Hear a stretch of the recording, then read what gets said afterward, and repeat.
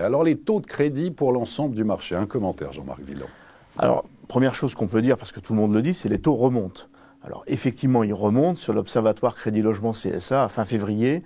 On est à 1,09. 1,09 sur l'ensemble du marché. Donc effectivement, c'est plus haut que les plus bas qu'on a connus, qui étaient à 1,05, 1,06. Voilà, c'est ça reste peu de choses. C'est une moyenne, toute durée confondue, 1,09%, ça c'est la moyenne. Alors c'est une moyenne, effectivement. Ensuite, il faudrait regarder la réalité des opérations. Et si on prend aujourd'hui les opérations sur 25 ans, effectivement, en moyenne, elles ressortent à 1,17. Alors oui, c'est une hausse par rapport à 1,13 qu'on observait en décembre, mais ça reste encore dans des proportions assez limitées par rapport à des taux dont on l'a vu dans la courbe précédente, qui ont baissé de manière historique dans toutes ces dernières années, et où effectivement, depuis quelque temps, on pensait bien qu'on était proche d'un plancher. 1,06 en décembre, 1,09 en février. Est-ce que, pour un particulier, on peut s'inquiéter en se disant ça peut continuer à monter? Alors déjà, ce qu'il faut voir, c'est que 10 centimes de taux sur un crédit à 20 ans, d'un crédit de 200 000 euros, ça représente moins de 10 euros de mensualité par mois.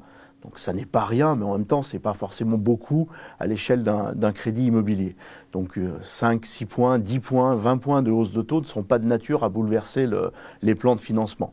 Ce qu'on peut imaginer bien sûr aujourd'hui, c'est dans le contexte qui est le nôtre, de taux d'intérêt sur les marchés financiers qui ont remonté de façon significative, dans un contexte qui est clairement inflationniste aujourd'hui, c'est qu'on puisse avoir bien sûr une hausse des taux dans la durée.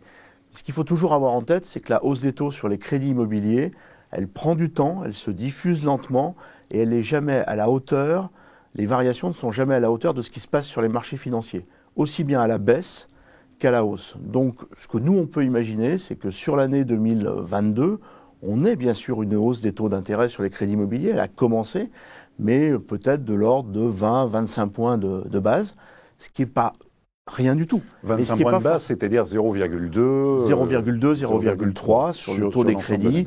Ça veut dire des crédits peut-être à 1,30, 1,40 en moyenne. C'est pas rien, mais comme je l'ai dit tout à l'heure, ce n'est pas forcément bouleversant pour les projets immobiliers.